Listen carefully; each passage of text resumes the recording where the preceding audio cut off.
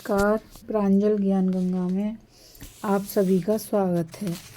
हम संक्षिप्त महाभारत का पाठ कर रहे हैं, जिसमें कि शांति पर्व चल रहा है। आगे हमने कथा में ब्राह्मण और क्षत्रिय की सम्मिलित शक्ति का प्रभाव तथा राजा के धर्मानुकूल व्यवहारों के वर्णन की कथा को पढ़ा था। अब हम आगे कथा में उत्तम अधम ब्राह्मणों के साथ राजा का बर्ताव और कैकेयी राज का उपाख्यान की कथा को पढ़ेंगे। युधिष्ठिर ने पूछा, पितामह, कुछ ब्राह्मण अपने वर्णोचित कर्मों में लगे रहते हैं और कुछ अपने वर्ण के विपरीत कर्म करते हैं, उनमें क्या अंतर है, यह मुझे बताइए। भीष्म जी ने कहा, जो विद्वान और उत्तम लक्षणों से संपन्न है, जिनकी सर्वत्र समान दृष्टि है, ऐसे ब्राह्मण ब्रह्मा जी के समान माने गए हैं। जो ऋक, यजु और सामवेद का अध्ययन करके अपने कर्मों में लगे रहते हैं, वे ब्राह्मणों में देवता के समान समझे जाते हैं। जिन्होंने अपने जातीय कर्मों को छोड़ दिया है तथा जो कुत्सत कर्मों में प्रवृत्त होकर ब्राह्मण तत्व से भ्रष्ट हो चुके हैं, वे ब्राह्मण शूद्र के तुल्य हैं। इसी तरह जिन्होंने वेद नहीं पढ़े हैं, जो अग्निहोत्र नहीं करते हैं, वे भी शूद्र के तुल्य हैं। इन सबसे धार्मिक राजाओं को कर और बेगार लेने का अधिकार है। न्यायालय में अभियुक्तों को पुकारने का काम करने वाले, वेतन लेकर देव मंदिर में पूजा करने वाले, ज्योतिषी, गांव के पुरोहित और रास्ते का टैक्स वसूल करने वाले, ये 5 प्रकार के ब्राह्मण चांडाल के समान हैं। ऋतुज, राजपुरोहित, मंत्री, राजदूत और जासूस का काम संभालने वाले ब्राह्मण क्षत्रिय के तुल्य माने गए हैं। घुड़सवार, हाथी सवार, रथी और पैदल सिपाही का काम करने वाले ब्राह्मणों को वेश्या के समान समझा जाता है। यदि राजा के खजाने में कमी हो तो प्रयुक्त ब्राह्मणों से वह कर ले सकता है। केवल उन ब्राह्मणों से जो ब्रह्म और देवताओं के समान बताए गए हैं, कर नहीं लेना चाहिए। राजा ब्राह्मण के सिवा अन्य सभी वर्णों के धन का स्वामी होता है तथा जो अपने वर्ण धर्म के विपरीत कर्म करते हैं, उन ब्राह्मणों के भी धन पर राजा का ही अधिकार है।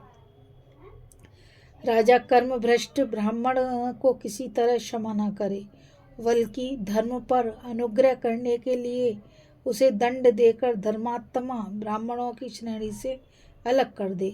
वेदवेत्ता स्नातक यदि जीविका का कोई साधन न होने के कारण चोरी करने लगे तो राजा का कर्तव्य है कि उसके भय और उसके भरण पोषण का प्रबंध करे।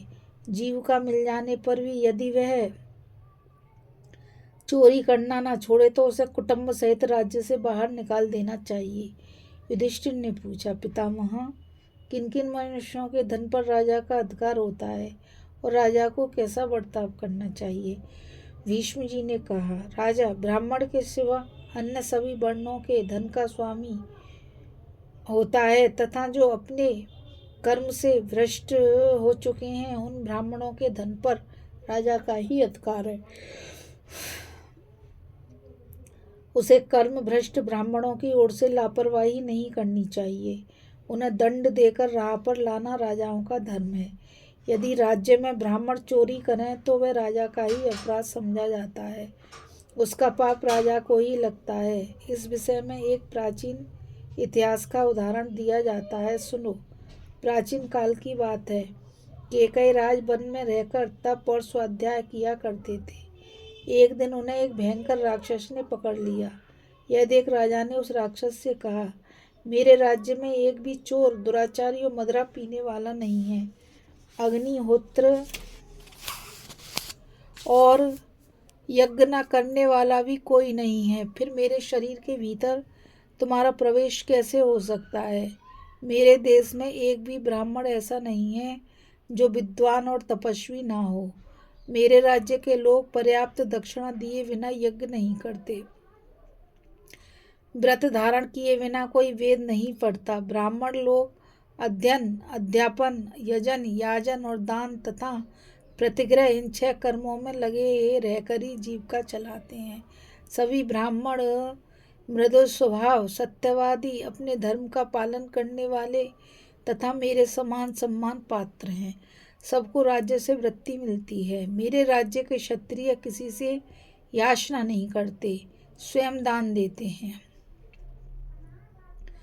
वे सत्यवादी और धार्मिक हैं, वेद पढ़ते हैं, पढ़ाते नहीं, यज्ञ करते हैं, कराते नहीं, ब्राह्मणों की रक्षा करते हैं और संग्राम में कभी पीठ नहीं दिखाते।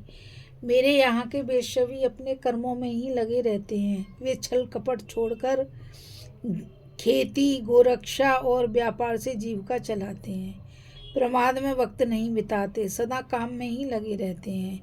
उत्तम व्रतों का पालन और सत्य भाषण करते हैं। अभ्यागतों को देकर खाते हैं तथा सबके हित का ध्यान रखते हैं। इंद्रिय संयम और पवित्रता कभी नहीं छोड़ते। मेरे राज्य के शूद्र भी अपने कर्तव्य से विमुख नहीं होते। वे ब्राह्मण आदि तीनों वर्णों की सेवा से जीविका चलाते हैं और किसी की निंदा नहीं करते। मैं भी दीन, दुखी, अनाथ, वृद्ध, दुर्बल, आतुर तथा स्त्रियों को अन्न वस्त्र देता रहता हूँ। अपने कुल धर्म, देश धर्म और जाति धर्म की परंपरा का कभी लोप नहीं होने देता। अपने राज्य के तपस्वियों की मैंने सदा ही पूजा और रक्षा की है। उन्हें सत्कार पूर्वक आवश्यक वस्तुएं दान की हैं। मैं देवता, पितर तथा अतिथि आदि को उनका भाग अर्पण किए बिना कभी भोजन नहीं करता। पराई स्त्री की ओर कुदृष्टि नहीं डालता। विद्वानों, बूढ़ों और तपस्वियों का तिरस्कार नहीं करता। जब सारा देश सोता है उस समय भी मैं उसकी रक्षा के लिए जागता रहता हूँ। मेरे पुरोहित आत्मज्ञानी, तपस्वी और सब धर्मों के ज्ञाता हैं। वे बड़े बुद्धिमान तथा सारे राज्य के स्वामी हैं। मैं धन दान देकर विद्या पाने की इच्छा रखता हूँ। सत्य भाषण तथा ब्राह्मणों की रक्षा करके पुण्य लोकों पर अधिकार पाना चाहता हूँ और सेवा द्वारा गुरुजनों को अनुकूल रखता हूँ। मेरे राज्य में विधवा स्त्री नहीं है और अधम, धूर्त, चोर, अनाधिकारियों से यज्ञ कराने वाले तथा पाप परायण ब्राह्मण का भी अभाव है। इसलिए मुझे राक्षसों से तनिक भी भय नहीं है। राक्षस ने कहा, केकयराज, आप सब अवस्थाओं में धर्म पर ही दृष्टि रखते हैं, इसलिए आपका भला हो। अपने घर जाइए, मैं भी आपको छोड़कर लौट जाता हूँ। जो गो, ब्राह्मण तथा प्रजा की रक्षा करता है, उन राजाओं को राक्षसों से भय नहीं होता। भीष्म जी कहते हैं, राजन, इसलिए ब्राह्मणों की सदा रक्षा करनी चाहिए। सुरक्षित रहने पर वे भी राजाओं की रक्षा करते हैं।